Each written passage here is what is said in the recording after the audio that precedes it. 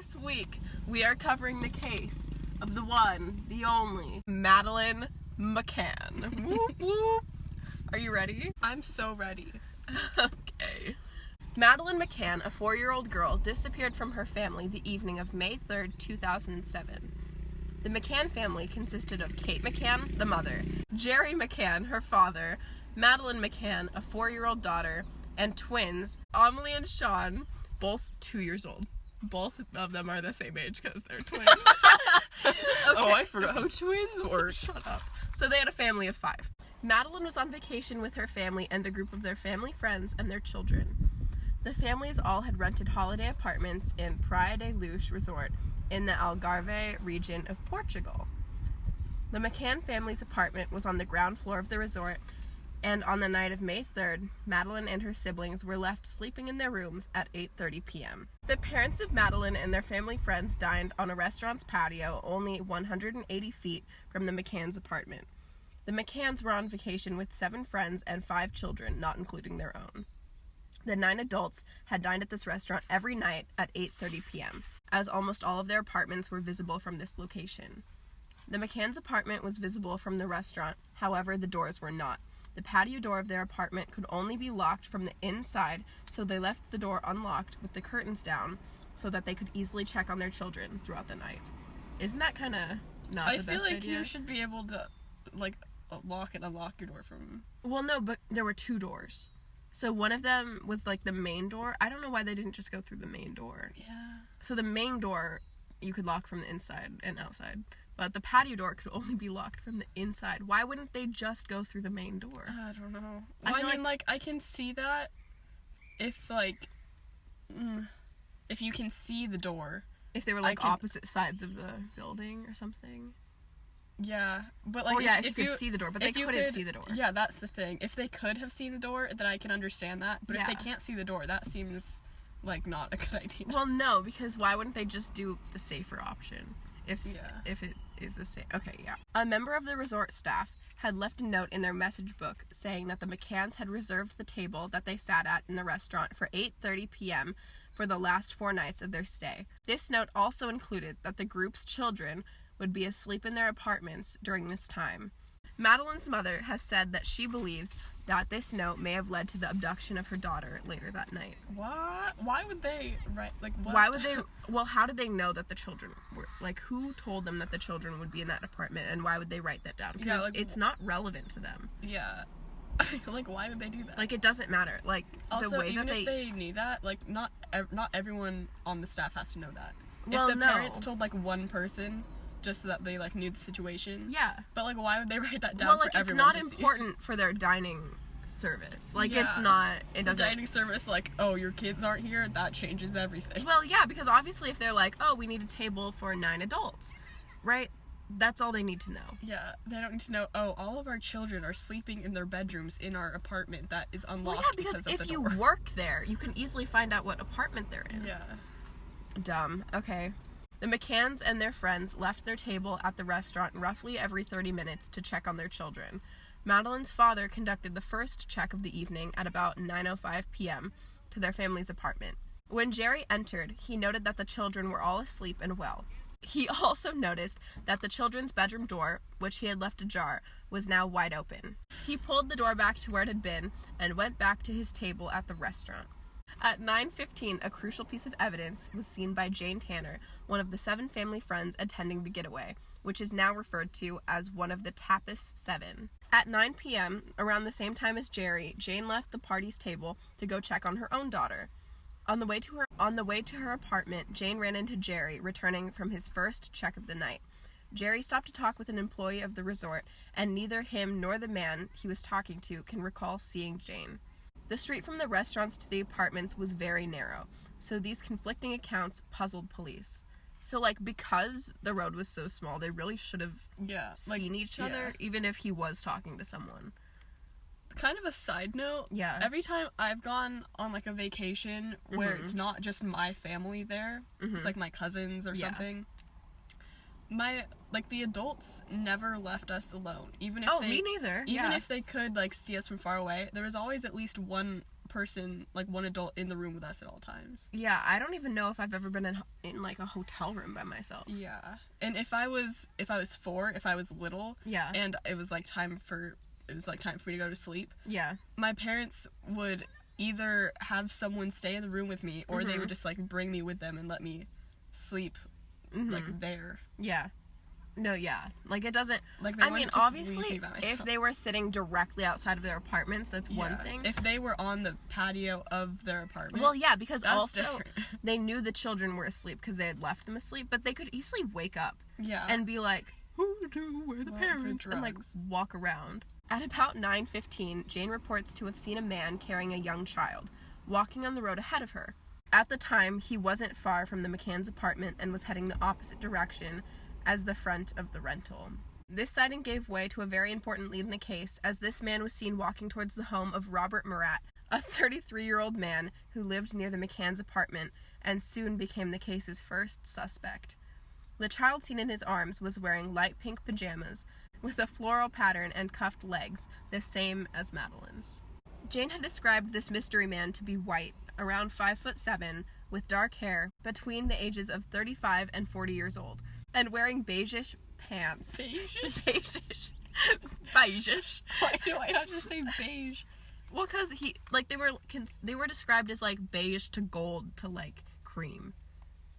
Yeah, well, like, yeah, it was dark, you know? Yeah, okay. It was dark. It was dark. He was described to not look like a tourist. Like, what does that mean? Not look like a tourist? How would you know? Yeah. Because, like, it's not like everyone there is wearing, like, floral shirts and, like, binoculars. The tourist stereotype, like, you hardly ever actually see people like that. Well, no, like, whenever I go somewhere, I'm not dressing for the, I mean, not that I'm not dressing for the occasion, but, like, I'm not dressing up as if I don't live there. Yeah. Like, when I go to Hawaii, I don't wear floral shirts and lace. Yeah, I wear normal clothes. Yeah, exactly. So I don't understand what that really means, but apparently he was described to not look like a tourist, also, in Jane's point of view. If by that they mean that, like, it looked like he knew the area. Well, like, if they go there all the time, then they know that area too. Yeah. Also, he could have just been there for a while and been familiar with, like, the area he was in, especially if he was just going from, like, near the restaurants back to his apartment. Because he could do that every day. Yeah. That's what they do every day. Yeah, exactly. Jane's sighting played a great role in this investigation, as it gave investigators a time frame in which the abduction had taken place. It's also interesting how Jane, like, who was the other guy? Like, the one of the parents. Oh, Jerry? Jerry. It's interesting. It's her parent, Madeleine's. Yeah. It's interesting how Jerry didn't see Jane. So, like, the fact that Jane went there at that time was already a little, like, suspect. Well, they know that she left the table, though, because everyone saw her leave the table, but where she went exactly is not. Yeah, that's weird, because then she's the one who saw this guy, supposedly. And when she could have been the one person that was unaccounted for, because Jerry didn't see her. And neither did the guy she was talking to. Neither did the guy that Jerry was talking to. Yeah. But also, it could have been easy for him not to notice her because he probably didn't know her, as it was someone who worked at the resort. But also, if they have, like, the whole letter written for the staff and everything, if, like, everyone at the staff, like, they knew these people, obviously. Because otherwise, why would they care? Or they were familiar with them. Yeah. So you'd think that he would at least notice, like, a person there. Well, yeah, but, like, if someone was just walking down the street and then, like, not a long time, but then later someone was like, did you see this person at that time? Like, I don't know if I would exactly remember, because I could just remember seeing, like, a woman or, like, a man, you know, not, like, the specific person. Like, sometimes I remember specific people, but, like, other times, like, they kind of just blend in. I feel like if someone showed me what they would have looked like, though, I would have been like, oh, yeah, I can remember that. Well, yeah, but you also could have just seen them around the resort. Yeah. Yeah, I don't know. It's kind of confusing. It's just, like, all kind of weird how that played out. Yeah. Okay, so at this time in the investigation, they could conclude that the abduction had taken place somewhere between 9:05 and 9:15, because Jerry saw her, like, he supposedly saw her at about 9:05, and then after that she was gone. In October of 2013, this sighting was thought to be debunked as the man Jane had seen became identified as the resort worker Jerry had been seen talking to earlier. How would they know that? Yeah. There's no way they would know that unless there were security cameras. Because you can't... That's... No. And then, okay, it says... Why wouldn't Jerry be like, how did that even happen? Oh, you're right, because if she saw him... Well, no. Because if she saw him walking... Oh, yeah, because if he was walking away with a child, when was he talking to Jerry? Like, when was he talking to Jerry? Yeah. That does not add up. Yeah, that's weird. Okay, so this sighting was thought to be debunked as the man Jane had seen became identified as the resort worker Jerry had been seen talking to earlier, going back to his apartment after picking up his daughter from a kids club on the resort that night. Because it still doesn't add up. Yeah. That time. Okay, yeah. Also, why would she not have seen the daughter talking to Jerry, like in the arms of the man talking to Jerry when that happened? Like, that doesn't make any sense. He can't be in two places at once. Yeah. Pictures of the worker were taken in attempts to see if he could be the one described by Jane that night. Pictures were taken of him in similar clothes and the position to the drawing given by investigators of the sighting from that night. But, okay, the thing about that is, no matter what, how would you know? Because he could have the general description of this man, like, dark hair, about that height. A 5'7" white guy at night, like, that could be anyone. That could literally be anyone, especially if you don't know them. Like, it's not helpful. His daughter had been wearing similar pajamas to the ones Madeleine had worn that night, and this lead was declared to be almost certainly unrelated to Madeleine's disappearance by the case's lead detective, Andy Redwood. How would you know she was wearing those pajamas? Also, those pajamas, like, what little girl didn't have pink floral pajamas when they were little? Well, okay, so basically, this was debunked in 2013, which was 6 years after this happened. They would have no evidence that little girl ever had those pajamas. Yeah. That doesn't even... But also why would they say it was him if it wasn't? Even if she did have those pajamas, it's not like pink floral pajamas are hard to find. Well, no, if you see a little girl and her father at a resort and she has pink pajamas on, that means nothing. A lot of little girls have pink pajamas, and I'm sure a bunch of children were there. Mm-hmm. Especially since there was a kids club. Like, obviously, kids were at the resort. Yeah, it's obviously, like, a kid-friendly kind of place. Yeah. But also, why would they say, and why would this guy agree that it was him in that thing carrying, like, in this investigation, in this spot, carrying his daughter, if it wasn't him? That doesn't make sense either. Unless he's trying to cover for someone. This makes me think of one of those, like, murder mysteries when everyone's story, like, doesn't add up? Yeah, everyone's story, like, doesn't make sense with everyone else's, and they all point at, like, a different person, and it's like, oh, who did it? Yeah. It's like, none of these stories match. No. They're all just pointing to random people. They're like, oh, it was him. But also, the concept, because what if... I don't know, because there isn't even proof that he was talking to that man, but Jerry and the man agree that they were talking. But it's weird. I meant... Nothing in this case is really proven. Literally nothing in this case is proven. A couple named Martin and Mary Smith, who were also on holiday in this resort, brought forth another sighting of a man with a child that night. Only 500 yards from the McCann's apartment at around 10 p.m., the Smiths claimed to have seen a man carrying a child between the ages of 3 and 4 away from the club and towards the beach. Oh, that's sketchy. Yeah.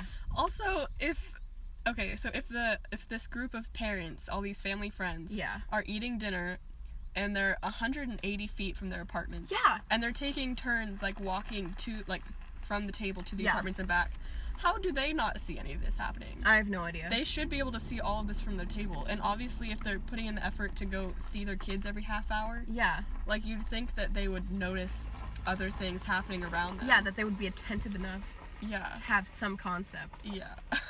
The girl was described by the couple as blonde, pale, barefoot, and wearing light-colored pajamas. The man is approximated to have been in his mid-30s at around 5'7", having a regular build, and wearing beige trousers. Literally just like the first man. Yeah. So basically, I feel like the concept of this mystery man and the child being the worker Jerry was talking to, that's so fake. Because if another couple, unrelated to this whole family and their friend group, had seen the same man doing the same thing, why would they think that those two things aren't connected to each other? But also, like, there's probably so many middle-aged white men wearing beige pants. Oh yeah, on like that a tropical vacation. Yeah, with a little girl who's wearing pink pajamas. I feel like it's too much of a coincidence that they both saw the same description of a man. I just feel like that description would have fit so many people at that resort. Yeah, but it's just weird, okay? It's weird. Okay, stop yelling at me. It's weird, okay? It's weird. According to the Smiths, he did not ask... Goodbye. According to the Smiths, he did not look like a tourist and seemed to be uncomfortable holding the child. What does that mean, not look like a tourist? That is weird that they both said that sentence about him. Well, they said the same description of the man and the girl, and that he didn't look like a tourist. Who makes that comment about someone? Yeah, like the description thing, I feel like that could go either way, because, like, the words they used to describe him are pretty, like, generalized. It's not like they said anything really unique. But the fact about saying he didn't look like a tourist, that is weird. Yeah. Because you don't, like, I don't look at people and think, like, oh, you don't look like a tourist. Yeah, or ooh, that's a tourist. I mean, like, obviously if someone's, like, very dressed for the occasion, it's like, it's like, okay, you went a little far there. Yeah, but, like, I feel like that's too specific. But, okay, the fact that he seemed uncomfortable holding the child, I feel like that could point to him not having his child in his arms. Because, like, I can't imagine, like, a parent being uncomfortable holding their child unless they were, like, really tired or something. But I feel like they wouldn't look visibly uncomfortable. Also, if this is a 3 or a 4-year-old, it's not that hard to carry. No, they're not heavy. No. Like, the only reason you would be uncomfortable with that is if you weren't used to it. Yeah, but you would have to be used to it if you were that parent of the child. Or even a parent in general. Yeah, that doesn't make sense. At 10:30, Madeleine's mother wanted to go check on the children again. Matthew Oldfield, however, one of the Tappas 7, told Kate that he would check on her children as well as his own, as he planned to check on his apartment, which was directly next to the McCanns. So that is another problem with this story. It's that this man, who's one of their friends, checked on her children for her instead of her doing it, so it just leaves another blank spot in the case. Yeah. Okay. When Matthew arrived inside of the McCann's apartment, he noticed that the children's bedroom door was wide open, but he did not go far enough into the apartment to see if Madeleine was there or not, after he heard no noise coming from their bedrooms. So this guy is either an idiot, bad at parenting, or he's a suspect. But also, he could have just not cared that much, because if he goes in the apartment and he hears no noise, he could have been like, oh, they're sleeping, because, like, he obviously thought they were asleep, unless he's a suspect.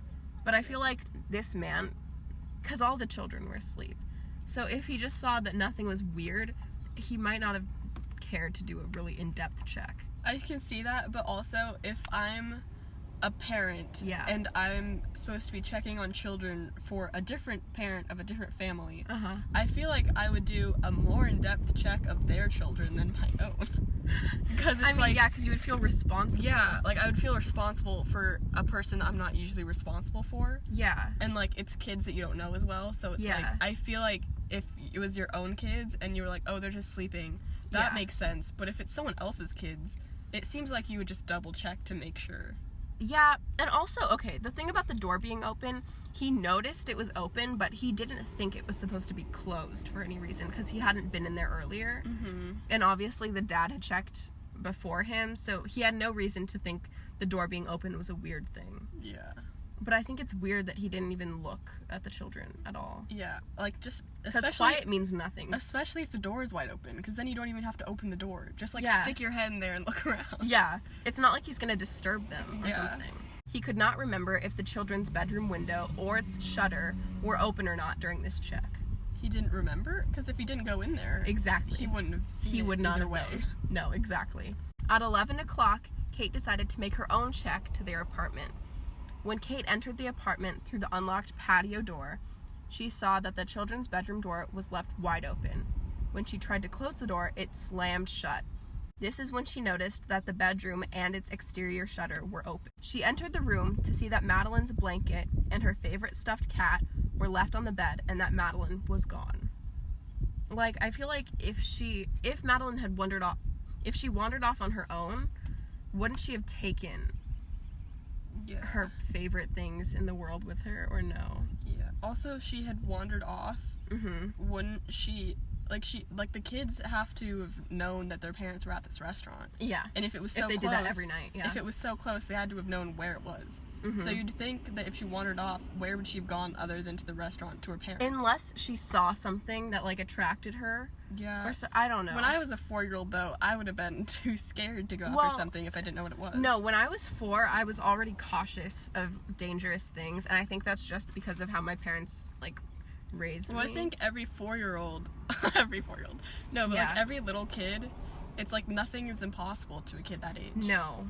So, like, even if you weren't thinking, oh, there's a bad person over there, like, you would still probably be, like, wary of it. Yeah. Or at least I would have been. Well, like a random person in their apartment. But she also could have been confused as to who their family friends were because she was only 4. And there were a lot of people there because there were 7 different grown-ups there besides her parents. And if she hadn't met them before, then we have no idea if she would know them or not. After looking for Madeleine in the apartment, Kate ran back to their party yelling, "Madeleine's gone, someone's taken her."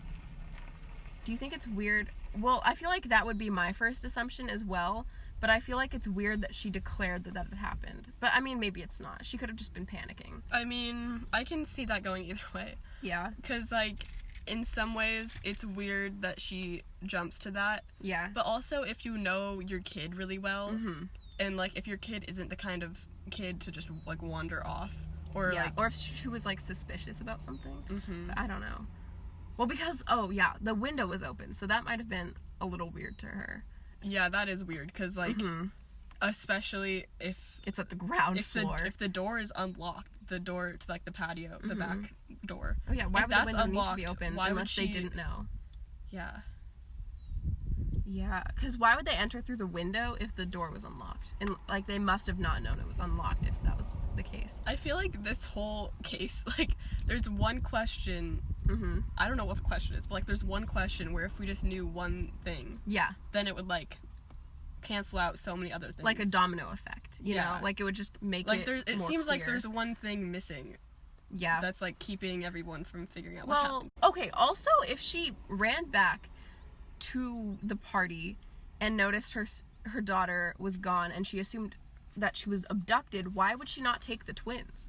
Yeah, that's... Her leaving her twins in that apartment after that is so weird. She's like, this is the safest place for She's them. like, I'll leave them here. I think it's pretty secure, actually. Door is still locked, window's still open. Let's go. Because they could have easily...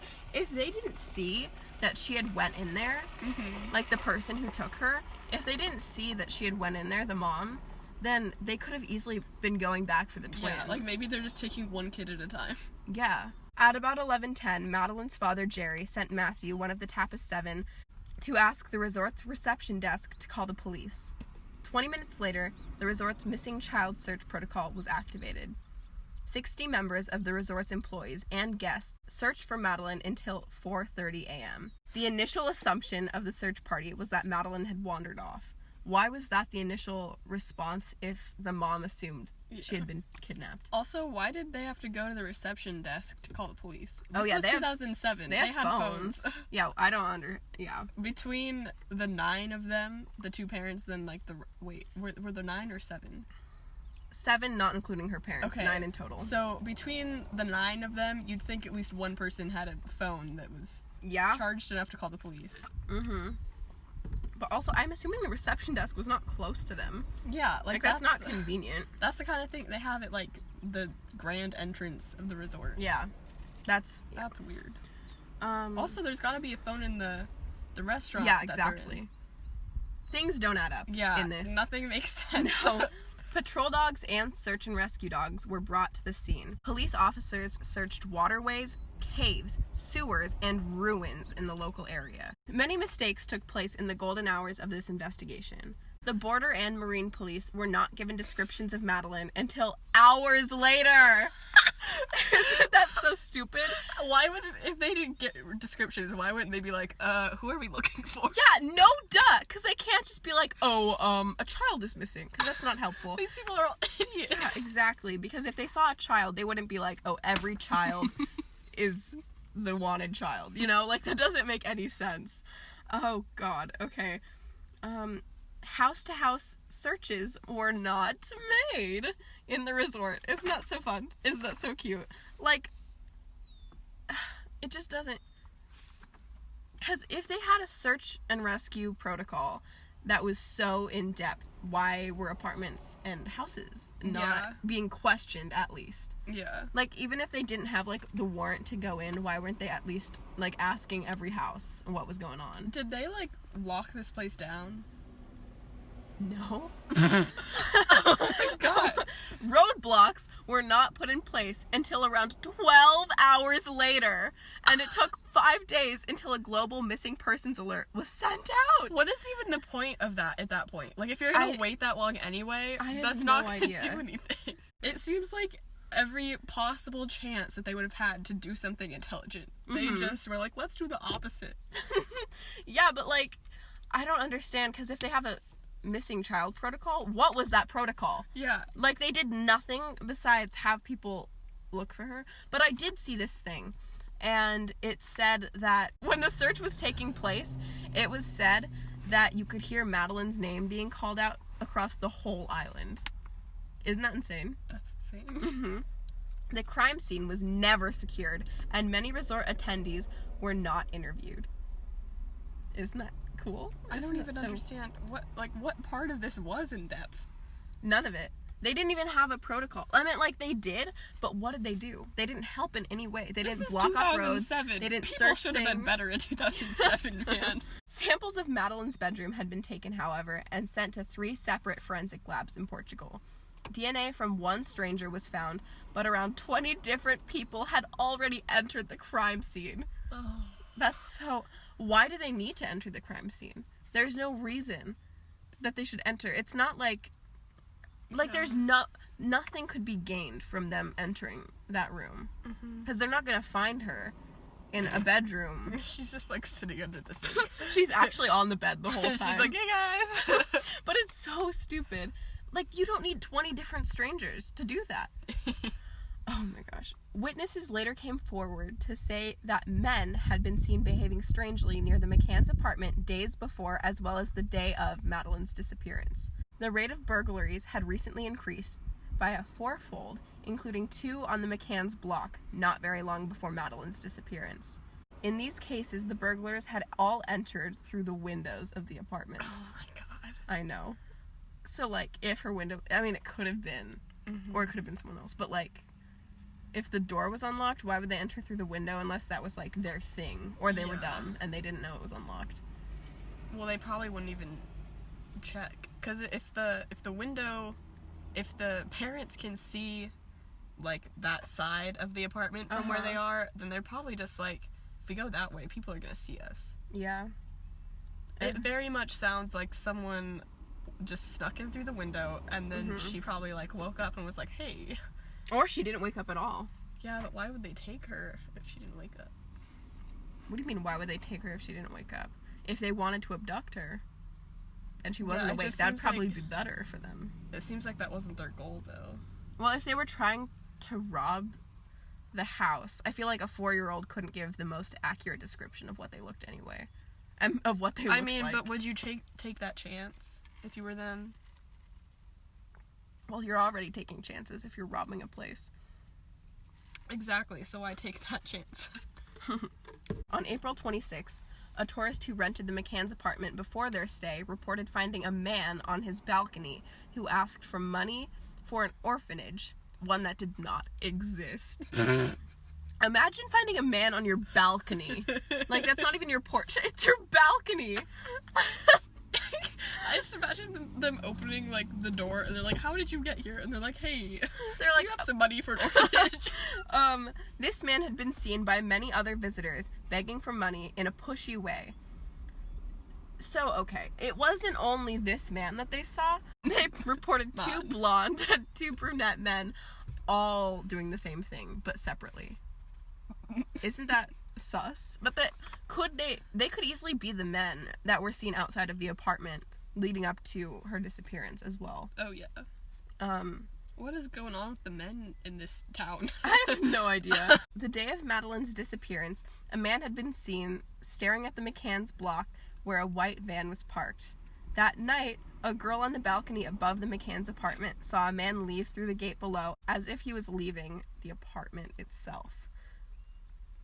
I don't think anyone who drives a white van can be trusted. No. Like, I don't care who you are. If you drive a white van... Not even an ice cream truck. I'm automatically suspicious of you exactly. if you drive a white van.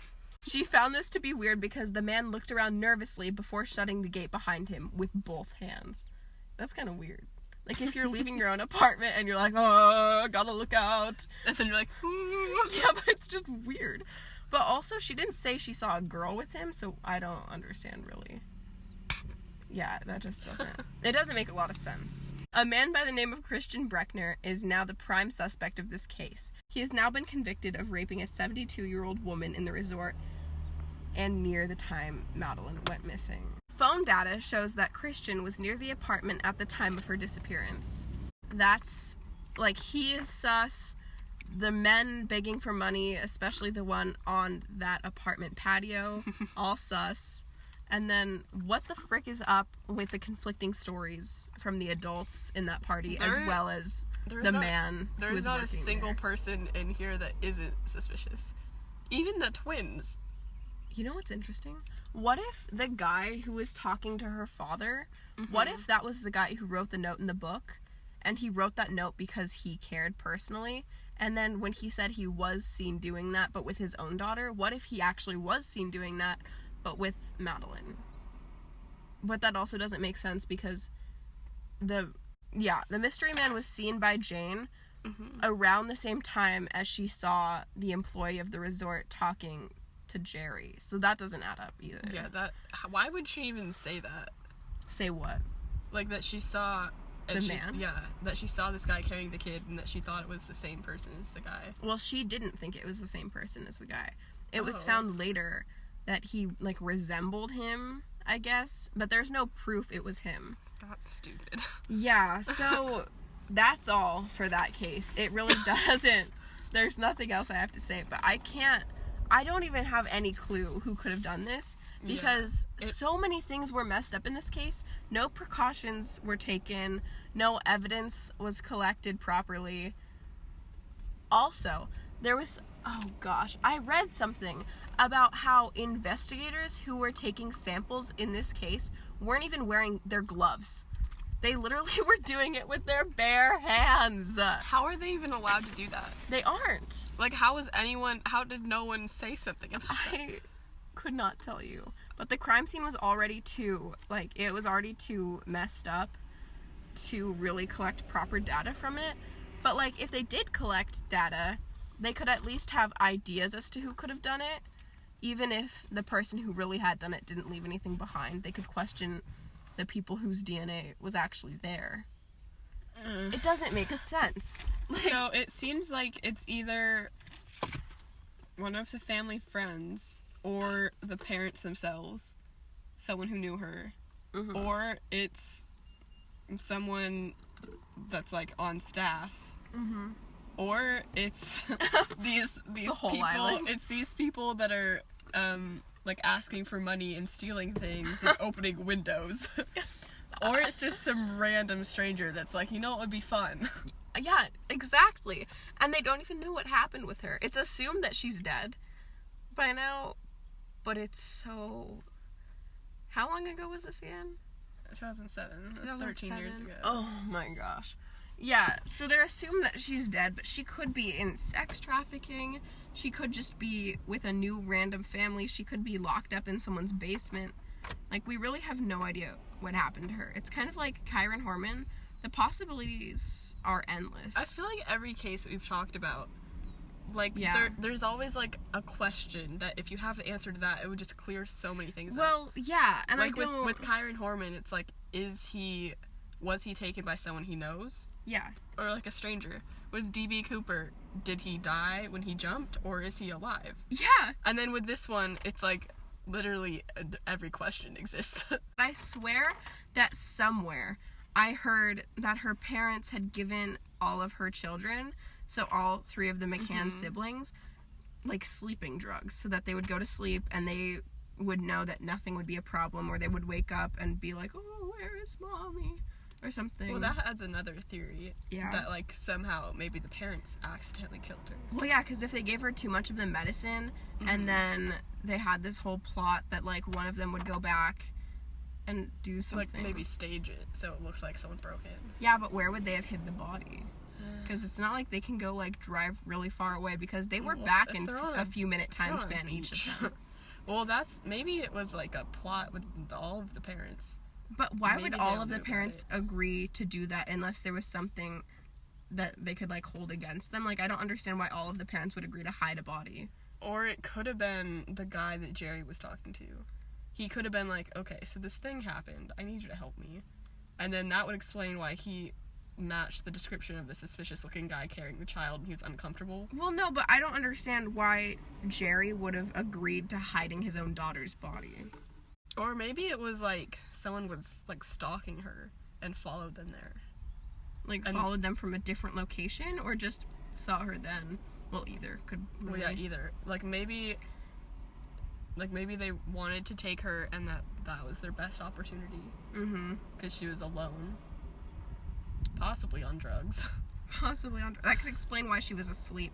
Yeah. Even in the man's arms, even if that wasn't her, but it could explain why. Also, if that was her in the guy's arms and the guy was, like, uncomfortable carrying her. Yeah. Like, carrying someone who's, like, really asleep. Yeah. Or carrying a dead body, it's not easy to do. Oh, yeah, because we don't even know if she was alive when he was carrying her. Yeah.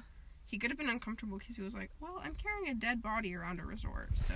Well, also, it's like dead weight, it's just heavier to carry someone who's dead. Well, isn't it the same as if they're sleeping? Like, I feel like that would be exactly the same. Well, it depends on how deeply they're sleeping. I think I'd say how deeply they're dead. If they're sleeping, like, they're on, like, sleep medication and they're, like, really sleeping, yeah, then it would be about the same. But if they were whining and kind of, like, they were, like, moving half around awake, a little, then, well, because the reason that, like, dead weight is heavier is because, like, all the muscles are relaxed. Mm-hmm. Well, so if they it were depends on how asleep that would be, like, the same thing, though. Yeah, if they were, like, half asleep, then they could still, like, you know, participate. Yeah, so this case isn't going to be solved by us, at least. I don't think any of these are going to be solved. Well, okay, but we could, like, at least have a theory. In this, I don't even have a theory. In this one, like, so many problems. There are too many theories. Yeah, it doesn't, like, the possibilities are really endless, and we don't even, like, it could be a totally different thing we don't even, can't even think of. There's nowhere to even start.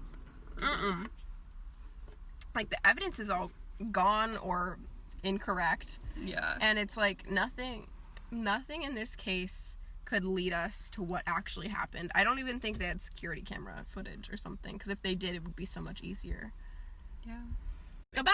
If you know anything else about Madeleine McCann and what happened to her, call the police. Yeah, but also comment it. Oh yeah, if you have theories, so like, that we look less like idiots. Well, like, if you are seeing something that we can't see right now, please let us know. Or if there's information that was helpful or beneficial that we just didn't hear about, please let us know as well. Yeah. So that's it. Adios, muchachos. Bye.